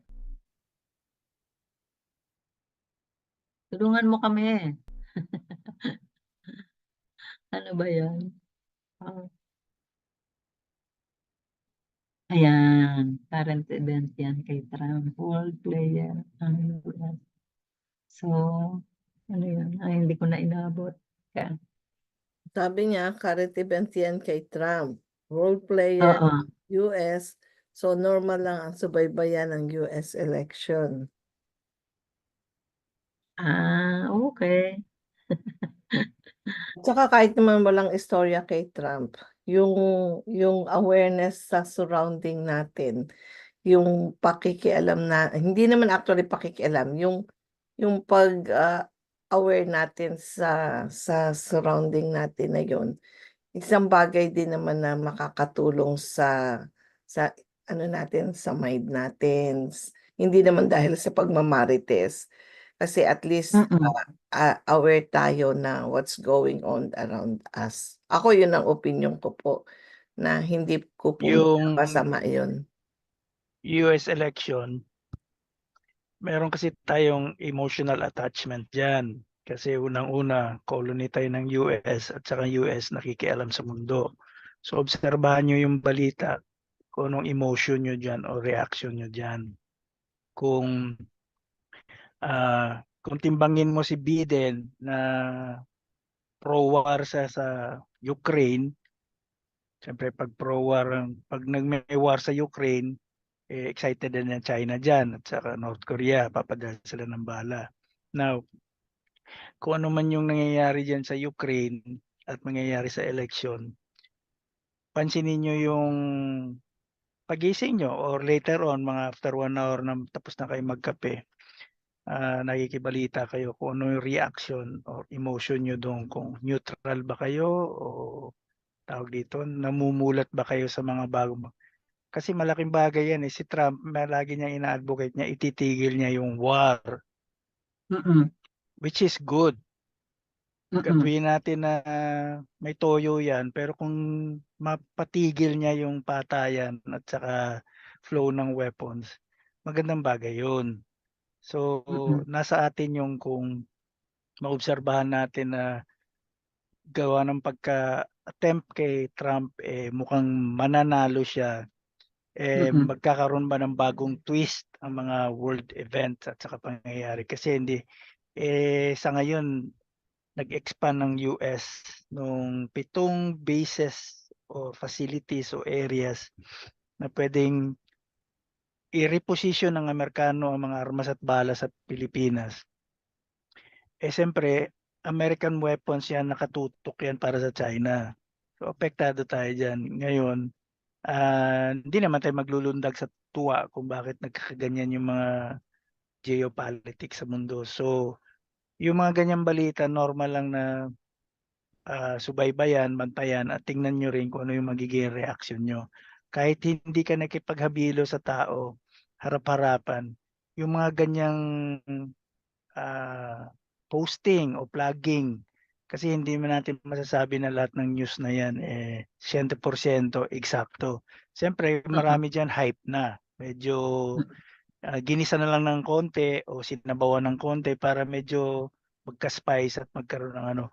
Pero yun nga, bottom line dun is yung reaction natin para dun sa further sa pinag-aralan dito na nabasa natin kanina lang. Thank you. Thank you. Salamat.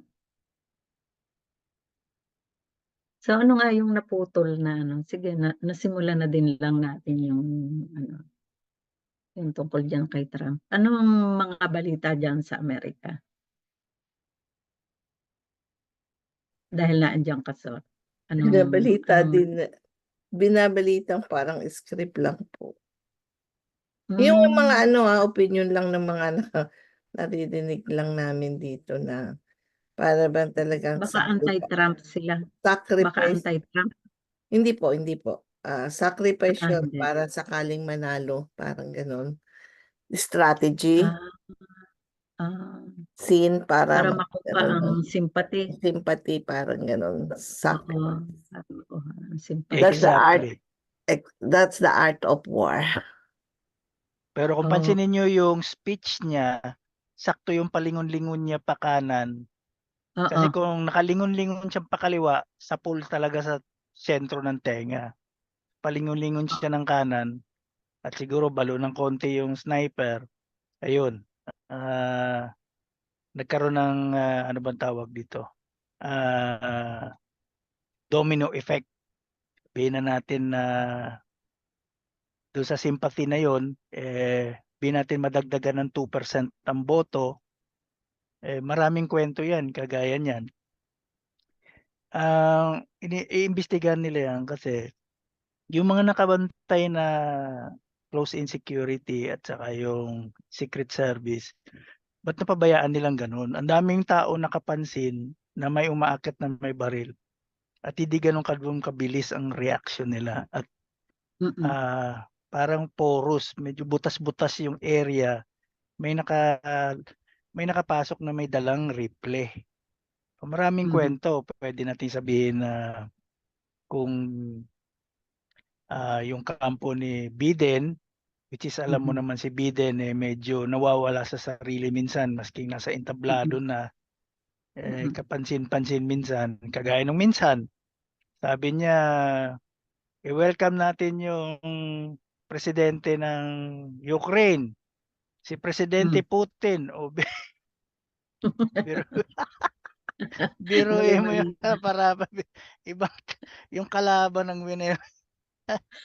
so sa madalit salita malakas ang power behind the throne kay Biden kasi ulyanin na siya at saka medyo maluwag na ang control ng faculties sa faculties niya. So ah, kung manalo siya, um, magtutuloy ang giyera. Pag nagtuloy ang giyera, maraming mahihirapan. Pero yung yung gulo diyan sa Ukraine, natimbang na kasi ni Putin yan na pag sinabing magkaroon ng ceasefire at i-member si Ukraine sa NATO, di Ito. hindi magsi-ceasefire si Putin, itutuloy niya yung giyera Ah, hangga't sa ah, mapagod ang NATO at US at kakalimutan na siya ni Biden o pagpasok mm, ni Trump matitigil na yung giyera. So maraming anggulo yan. And then doon sa pangkaraniwang buhay natin, although napakalayo niyan, parang bali-balita lang, baka ah, sa idlap na pangyayari kasi lagi sinasabi ng Russia, hindi kami pwedeng matalo o hindi po pwedeng tumabi ang NATO sa border namin. Ang mm, principle kasi ng nuclear strike ng Russia kumpara sa Amerika o sa ibang bansa, magkaiba. Meron kasing sinasabi ang mga Russian, ng mga general, na porsyento. Kunwari, patalo sila, nauubusan sila ng daang libong sundalo ng ilang linggo o buwan at matatalo sila. Pwede yun ma-invoke ang kanilang rules na umupak, pigilan ng kalaban gumamit ng nuclear weapon. Sa Amerika mm, iba naman ang style nila.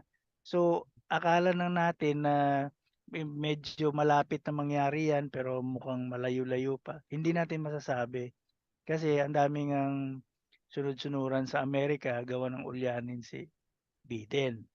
Kung mm, si Trump ang uupo, sabihin natin matigil ang o hihina na yan o makakalimutan na yung Ukraine na yan, hindi na matutuloy ang pagme-member niya sa NATO. Gawa ng iba naman din ang timplada ng toyo ni Trump, medyo mm, special yan kikuman ang dating ng flavor niya, malayo sa Silver Swan. So meron pa mm, ibang pwedeng mangyayari na hindi natin inakala na doon mhm, mauuwi. Kasi ang alam ko mm, yan si Trump, pag umayaw yan sa suporta sa Ukraine, pwede rin niyang sabihin sa China na hindi kami makikialam diyan sa gulo sa South China Sea. Kung anong palagay niyo na pwede niyong gawin sa karagatan diyan, South China Sea, mm, mm, at kung ano yung gusto niyong mangyari sa Pilipinas, medyo laylo kami. Hindi natin masasabi mga yan, pwedeng mangyayari, pwedeng hindi. Yun muna. mm, mm. Oo. Siguro naman kahit sabihin ni Trump na matitigil ang giyera, parang parang dapat din niyang pag-aralan ng both sides. Kung talagang siya, matalino, hindi basta sinabi na lang niya na ititigil. Dahil kung kumbaga'y sa salita natin, ung-ung na ang dalawa.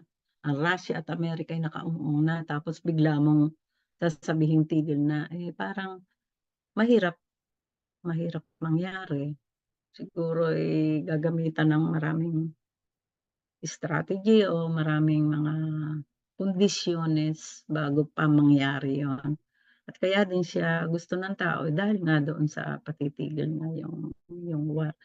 Sinabi lang niya naman yun noong bagong kauumpisa laang ang giyera. Sabi niya, kung siya ang presidente, hindi yan matutuloy. Yun ang binanggit niya noon. Pero kung ganito na kagrabe, Parang mahirap ng sabihin na papatigil ko yung giyera. Kumbaga marami ng naandiyan na sa gitna, mahirap, mahirap. Pero sana nga magawan ng paraan Ganito kasi kasi yun.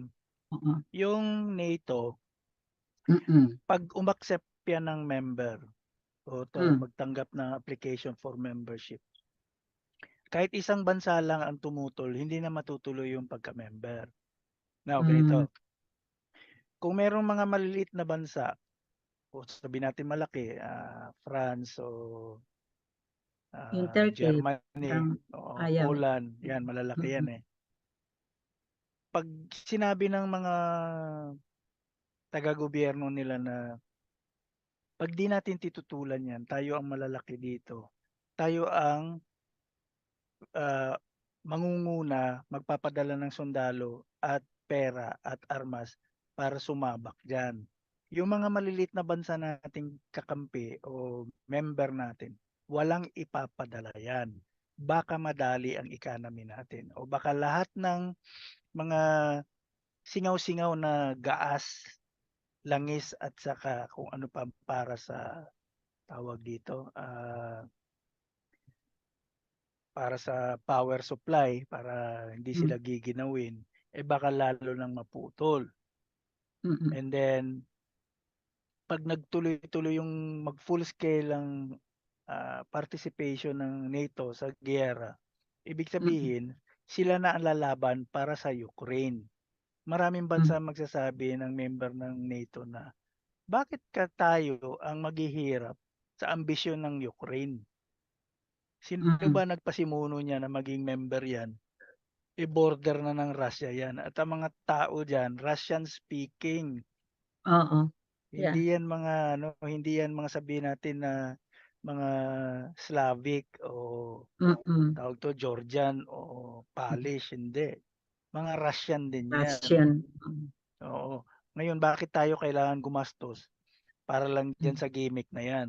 Eh kung hmm, sabihin ng Amerikano na kasi tulong-tulong tayo.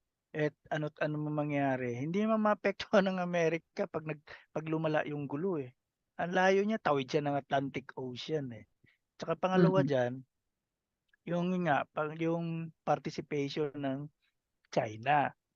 Eh karamihan hmm, ng may mga infrastructure diyan sa France, sa Germany at sa mga ibang bansa dahil sa Silk Road na project ng China. Eh pag-aari ng China yung mga highway at saka mga grid lines ng kuryente diyan.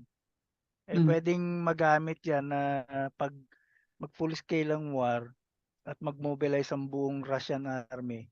Eh, ang iniisip kasi natin, itong giyera sa Ukraine, fully committed na ang buong Russian army. No. Siguro mga hmm, 30% lang ang nakomit ng Russia diyan. Ganong kalaki ang ano mm, nila, armed forces nila. Pag nangyari mhm, yun at in-invade na nila ang Poland, ang Sweden, at mm, yung kalapit bansa na yan, siyempre yung China kikilos din. Eh kontrolado niya yung mga ganyang highway, yung mga toll gate na yan, yung mga software na kinabit dyan at saka mga hardware, China mm, yun. Ngayon, ang mm, gagawin ng Europe, gawa ng pagdating kasi ng wartime era, automatic lahat na infrastructure, controlled kaagad ng kanya-kanyang bansa. So hmm, sabihin ni China, eh hindi bale kung agawin nyo sa akin yan, eh total gera na rin lang, ipo-full scale na rin niya ang support sa Russia. So mhm, magkanda letse-letse na pati si programa ni Trump na itigil ang gulo, eh mm, magkanda buhol-buhol na yung spaghetti niya. Hindi na masarap lalabas yung spaghetti niya. Kumbaga sa hmm, Pilipino, eh spaghetti niya maasim. Eh, pero sa mm, Italiano, masarap ang spaghetti na maasim. Yun ang normal hmm, sa atin matamis. So ganyan mm, kagusot yung pangyayari na yan. oo nga, oo nga, hmm. So, walang babalingan pala ang ano, ang Russia, saan man bumaling, eh, talagang kailangan nila, eh, paano, ganun ba? Ang Walang ah, takbo ka ng Russia iba. Kunwari,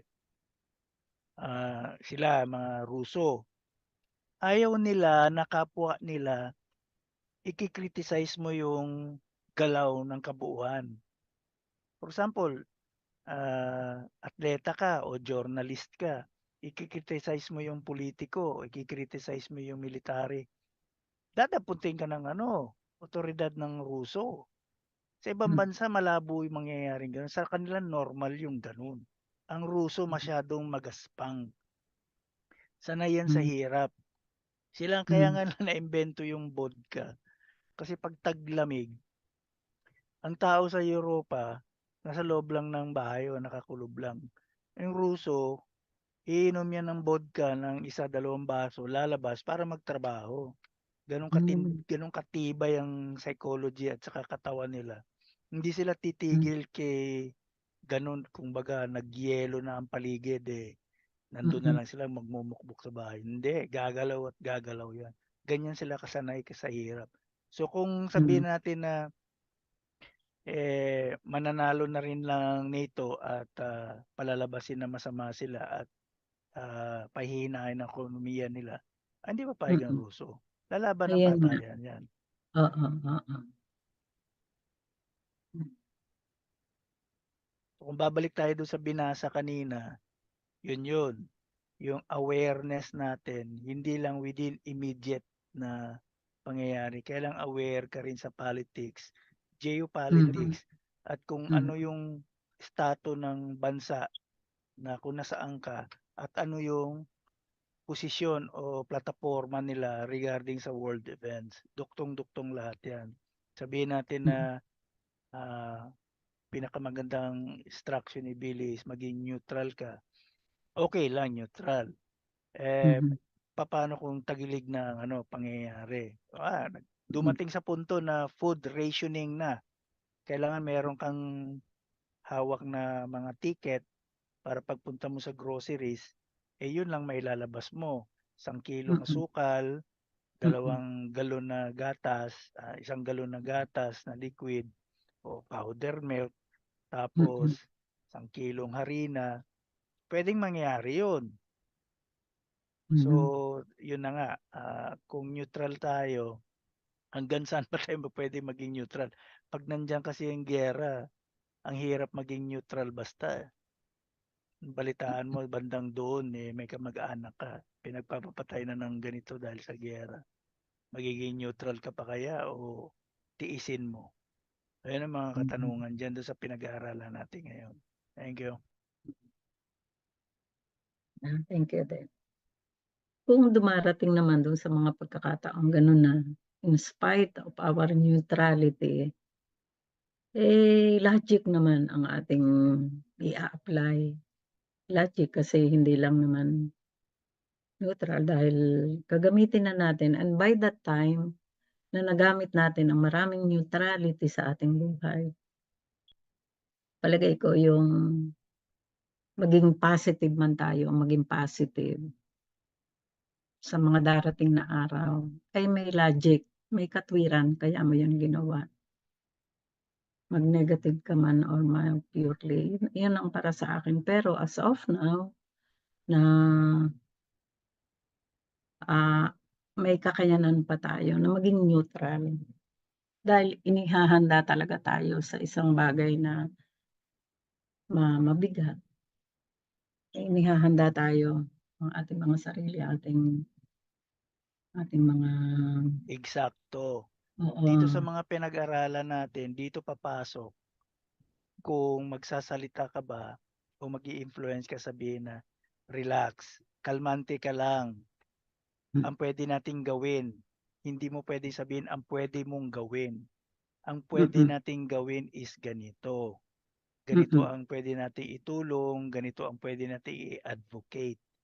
Mhm. Ah, Malaking bagay yan kasi base sa mga mga material at saka sa mga samples na wisdom na pinakita niya, yun doon natin ma-implement yun or mai-apply sa Mhm. pang-araw-araw na pangyayari para hindi Mhm. mag-spread ang panic at di mag-spread ang negativity o yung ano bang tawag doon, yung kabahala or parang Mm. panic attack, Mhm. mabawasan yung mga ganung bagay. Mhm. Kasi hindi, sabihin natin malayo tayo lahat doon sa pangyayari.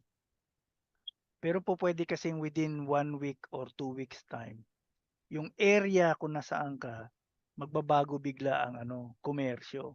Bigla na napakataas ng asukal, parang napakahirap na i-access yung mga ganito. And then tumaas, lahat nagtataasan or hindi available. So napaka-stressful nun. Ngayon na Mm. yun, paano tayo tawag dito, mangoryente na kalma lang, pwede pa natin gawin yung ganito at ganere. Thank you. So, sabihin natin na itong pag-aaral na ito ay very timely sa pagdating ng mga the worst to come, no? Sabihin natin na, sige, magkampante nga tayo, ganito. Andiyan na nga. Pero ang sa atin ay paghahanda na.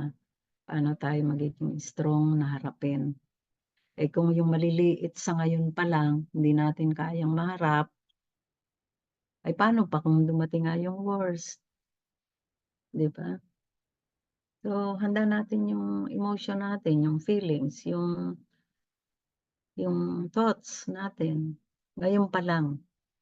Salamat nga tayo ay nag-aaral na ganito in spite na marami din tayong ginagawa, yun. Pero napapag-ukulan natin ay malaking puntos na yon. Malaking puntos na sa ating sa pangkalahatan. Sabihin ko sa pangkalahatan, hindi lang sa ating sarili kundi sa whole universal consciousness. Yan. Tama. Oh, Yung worst comes worst scenario, dapat ngayon pa lang meron tayong maliliit na hakbang. For example, this month, ang project ko is makabili ng 3 maliliit na magnifying lens. Kasi yung magnifying lens, yan yung magiging lighter o posporo mo pag sakali mm, hard to hard na talaga yung pangyayari. Kung hindi ka mabubuhay sa syudad, gawa ng wala talagang resources at meron kang kamag-anak sa bukirin, bundok, magamit mo yon. At least, dito sa na to, mga pag-aaral na to, meron ng foresight na may possibility mangyayari at paghanda ka psychologically, emotionally, and then materially in a small way. Hindi ka agad panic buying. Ibig sabihin, yung alam mo yung bagay na ah, later on, napag-usapan na natin yes, mga seeds, mm, oh, mga Swiss knife, batteries, solar collector, mm, magnifying lens, yung mga bagay na oo, yan, para kung lumayo ka sa syudad at masyado ng tawag dito, ar- ah, masyado ng archaic ang gulo sa sa mga city. sentro, Mm, nakawan, patayan, ambus, ganon, holdapan, agawan. Kung may chance ka makauwi sa mga kamag-anak sa probinsya, base dito sa mga pinag-aralan natin, meron na tayong timbre, subconsciously aware na tayo na may mga possibility. And yung possibility na yun, aral sa atin na pwede na tayo mag-start paunti-unti. Wala namang mm, mawawala kung magtabi ka ng seedlings o magnifying lens eh. Pero pag mm, dumating ang panahon, it makes sense. You can mhm, survive kahit papano. Sabihin natin ewan ko kung meron bang seeds sa kamuting kahoy o root crops. Yun, pag iniwan mo lang sa gilid-gilid dyan sa bukid, natubo. Yun, nakakain kahit papano, carbohydrates yun. mm, So on and so forth. Uh, Flashlight, and then mm, mga solar charger or whatever kung pwede pang mapaghandaan natin. At least, pag nakita natin na, uy, parang parte doon lumalala at parte dito dumuduktong, kampante ka na, nako, 5 years ago naghahanda na ako. mm, Mangyari man o hindi, tawag dito, hindi ako basta matataranta. Di man ako makapagtabi ng 2 sakong bigas kasi di mo naman pwedeng iimbak ang bigas ng ilang taon kasi masisira yan. Di ka rin basta-basta makapag-imbak ng palay kasi hindi naman normal na meron kang pwesto pag-iimbak ka ng palay. Yung mga ganong bagay ba? And then, habang nag-advocate tayo ng kalmante lang at meron tayong magagawang paraan, kahit papaano lalabas, tuloy pa rin ang pag-aaral at kahit papaano, alam natin sa likod ng utak natin na darating ang taghirap, pero hindi na siya ganun kahirap na to the point na matataranta ka. Handa na tayo mentally, emotionally, at saka physically and materially. Tama. Tama. So, yun. Wala namang masasayang. Walang masasayang sa mga pag-aaral. Lahat yan may pupuntahan. Yan. May pupuntahan lahat ng ating pinag-aaralan, gaano man ito kahirap intindihin, gaano man ito kahirap tanggapin, may pupuntahan yan dahil nagsisikap tayo. Merong striving na nangyayari sa atin na may consistent tayong ginagawa. Pagka nga nagkukwento ako doon sa Canada ng anong activities ng Filipino, hindi sinasabi ko, napapawaw sila dahil ang kanilang pag-aaral ay once a month na 2 hours. 2 hours lang after nung meditation, global meditation ng Sunday, first Sunday of the month. Yun. Sa isang buwan na uli sila magkikita. Tayo ay halos 3 beses isang linggo. Pwede bang mawala ng saysay yun? Hindi pwede. May katuturan ang ating mga ginagawa. Yan. Salamat lagi, magpasalamat lagi tayo sa ating mga sarili pagka tayo ay nakaka-attend ng mga pag-aaral na ganito. Yung ating kamalayan ang nakakatanggap ng puntos kung hanggang saan pa tayo makakahangga o hanggang saan. Maaaring sabihin natin, wala namang nangyayari. Ako pag umupo ang dami ko pa ring iniisip, ang dami pa ring hindi ako makapag-focus. At least umupo ka. At least aware ka dun sa oras na uupo ka sa oras na yun. Ayan, gano'n. Yan. Gawan natin ng magandang pananaw lagi ang buhay. Yan. So, about 10 na, no? Ayan, 10:03 na. So, sige, tuloy ulit natin ang ating pag-aaral sa isang linggo. At sa Friday ay ano nga ba ang ating itutuloy? Yung law of marriage, and ituloy pa rin natin yung ano nga yun, yung sinabing isang batas na parang yung pagpaparami, yun. So, yun ang ating topic sa Friday. So, maraming salamat ulit sa lahat. At good night, mapayapang gabi, Good night po. mapayapang Salome, pagtulog. good night. Salamat sa Bye. Thank you lahat. po. Salamat po. Salamat tayo sa Bye. ating mga Good sarili. night po.